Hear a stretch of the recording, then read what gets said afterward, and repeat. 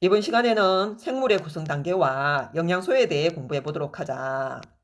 먼저 생물의 구성 단계부터 살펴본다면 생물의 몸은 다양한 세포가 체계적으로 모여 유기적으로 구성이 되어 있다.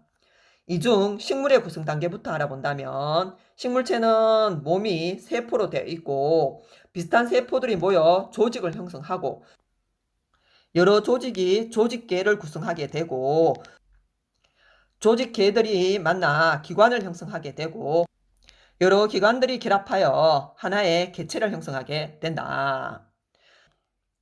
그리고 동물의 구성 단계를 살펴본다면 동물 역시 몸이 세포로 되어 있고 세포들 중 모양과 기능이 비슷한 세포들의 모임을 조직이라 하며 여러 조직이 모여 특정 기능을 담당하는 기관을 만들게 되고 그리고 이 기관 중 서로 연관된 기능을 하는 기관을 모아 기관계라고 하고 여러 기관계들의 결합에 의해 하나의 개체를 형성하게 된다. 식물의 구성 단계에는 동물 구성 단계에 없는 조직계가 있고 동물의 구성 단계에는 식물의 구성 단계에 없는 기관계가 있다는 사실을 잘 기억하고 동물의 구성 단계에 대해서 한 번 더 정리를 해보도록 하자. 동물을 구성하는 기본 단위는 세포이고 세포의 대표적 예는 근육세포, 신경세포, 그리고 혈구 등이 있다. 그리고 모양과 기능이 비슷한 세포들의 모임을 조직이라 하였으며 동물의 조직에는 근육조직, 상피조직, 신경조직, 결합조직이 있다. 그리고 여러 가지 조직들이 모여 일정한 형태를 이루고 특정한 기능을 담당하게 되면 기관이라고 한다. 동물 몸의 대표적 기관으로는 간, 위, 폐, 심장 등이 있으며 이 중 서로 연관된 기능을 하는 기관의 모임을 기관계라고 한다. 이 기관계는 하나의 통일된 기능을 담당하고 있고 대표적 예로는 소화계, 호흡계, 배설계 등이 있다. 이런 여러 기관계들이 모여 독립적으로 살아가는 하나의 동물체를 개체라고 한다. 동물과 식물의 구성 단계를 잘 기억하고 다음으로 넘어가자. 동물의 기관과 기관계에 대해 한 번 더 정리를 해본다면 동물은 서로 다른 기능을 하는 기관들이 통합적으로 작용하여 복잡한 생명활동을 효율적으로 수행할 수 있다.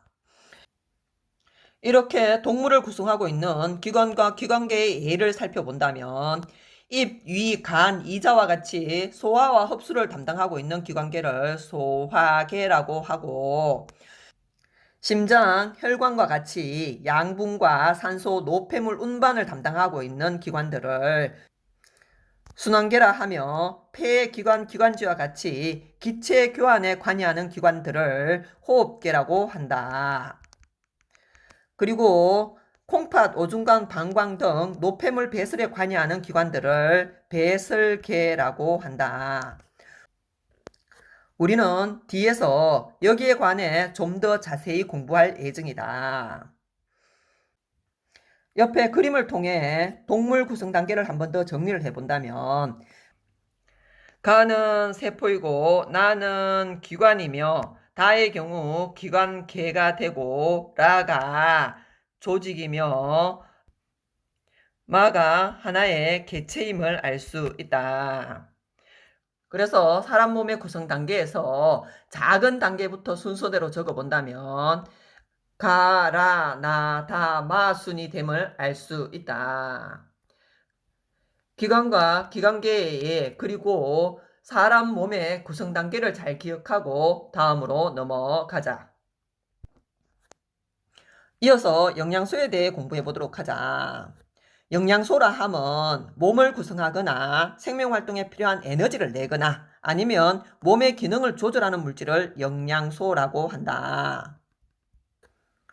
이때 영양소에는 3대 영양소와 부영양소가 있는데 3대 영양소에는 탄수화물, 단백질, 지방이 들어가게 되고 이 3대 영양소는 에너지원으로 사용될 수 있다는 공통점을 갖고 있다. 그리고 부영양소에는 물과 바이타민 그리고 무기염류가 들어간다.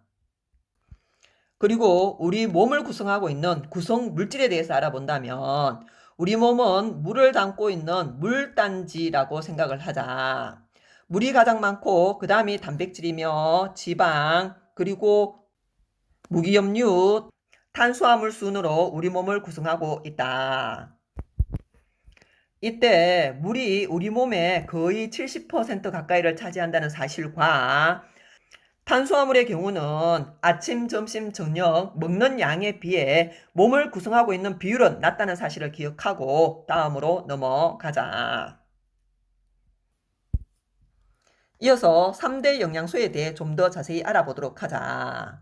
3대 영양소는 모두 에너지를 낼 수 있었다는 사실을 기억하고 먼저 탄수화물에 대해 알아본다면 탄수화물을 구성하고 있는 원소는 탄소와 수소와 산소이며 탄수화물이 소화가 되면 포도당이 생성된다는 사실과 탄수화물의 경우는 우리 몸에서 1g당 4kcal의 열을 낼 수 있다. 그리고 탄수화물의 특징을 살펴본다면 탄수화물은 주로 에너지원으로 사용이 되고 그리고 남은 것은 다당류인 글리코젠으로 전환되어 간에 저장이 되거나 아니면 지방으로 전환이 되어 몸에 저장이 된다. 그래서 탄수화물이 우리 몸을 구성하는 비율이 낮다는 사실을 기억하기 바란다. 그리고 탄수화물이 들어있는 대표 음식에는 밥이나 빵이나 국수 등이 있다는 사실을 기억하고 단백질에 대해서 정리해 보도록 하자. 단백질을 구성하고 있는 원소는 C와 H와 O 그리고 질소 N이 있다. 그리고 단백질이 소화가 되면 아미노산이 나오게 되며 단백질은 우리 몸에서 1g당 4kcal의 에너지를 낼 수 있고 그리고 단백질의 특징은 단백질은 주로 몸을 구성하며 에너지원으로도 사용이 되고 그리고 효소나 호르몬의 성분이 되어 몸의 기능 조절에도 관여를 한다. 단백질이 들어있는 대표 음식에는 생선이나 두부 그리고 달걀 등이 있다. 마지막으로 지방에 대해 알아본다면 지방을 구성하고 있는 원소는 C와 H와 O로 구성이 되어 있으며 지방이 소화되면 지방산과 모노글리세리드라는 물질이 나오게 되고 지방은 1g당 9kcal의 에너지를 내고 지방의 특징은 몸을 구성하거나 에너지원으로 사용이 되며 너무 많이 섭취할 경우 피부 밑에 저장이 되어 비만으로 이어질 수 있다는 사실을 기억해야 한다. 그리고 지방이 많이 들어있는 음식에는 땅콩이나 깨, 그리고 참기름, 버터 같은 음식들이 있다. 그리고 탄수화물의 종류에 대해서 좀 더 자세히 살펴본다면 탄수화물의 경우는 당이 한 개로 이루어진 것을 단당류라고 하고 당이 두 개 붙어 있는 경우를 이당류라 하며 여러 당이 결합되어 있는 경우를 다당류라고 한다. 이때 덩치가 가장 작은 당당류의 가장 대표적에는 포도당이 있으며 이당류의 대표에 엿당이 있고 그리고 다당류에는 녹말과 글리코젠이 있고 그리고 식물의 경우는 녹말의 형태로 양분을 저장하는 경우가 많고 동물의 경우는 남은 탄수화물을 글리코젠 상태로 바꾸어 간에서 저장한다는 사실을 기억하기 바란다.